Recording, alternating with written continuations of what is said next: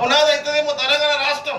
ఎందుకంటే ప్రాణాలను తెగించి రక్తధారలు పోసి తెలంగాణ రాష్ట్రాన్ని తెచ్చినటువంటి అమరుల ఆత్మలు ఘోషిస్తా ఉన్నాయి.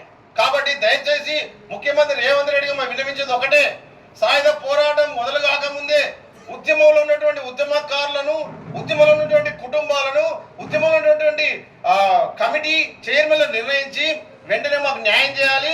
ప్రభుత్వం ఉద్యోగాలు ఏదైతే ఇస్తానదో బేషరతుగా మండల వైజ్గా, గ్రామం వైజ్గా, జిల్లా వైజ్గా, రాష్ట్ర వైజ్గా అందరికీ ప్రభుత్వ భూము చాలా ఉంది. మీ ఏ మండలానికి పోని ప్రభుత్వ భూమి ఉంది, ఏ ఏ జిల్లాకు పోని ప్రభుత్వ భూమి ఉంది, ఏ గ్రామానికి పోని ప్రభుత్వ భూమి ఉంది.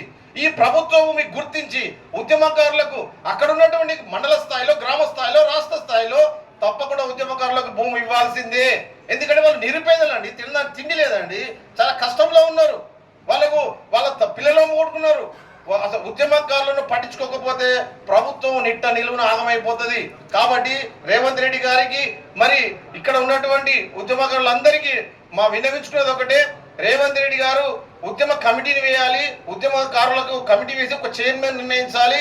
అంతేకాదు జార్ఖండ్ పోయి మళ్ళీ చెప్తున్నా, జార్ఖండ్ లో ఉద్యమకారులకు ఏ విధంగా అయితే ఉద్యమకారులకు న్యాయం చేసిరో మీరు కూడా ఆ జార్ఖండ్ లో చేసినట్టు మా దగ్గర కూడా న్యాయం చేయండి, ఉద్యమకారులను ఆదుకోండి. జై తెలంగాణ, జోహార్ అమరవీరులకు.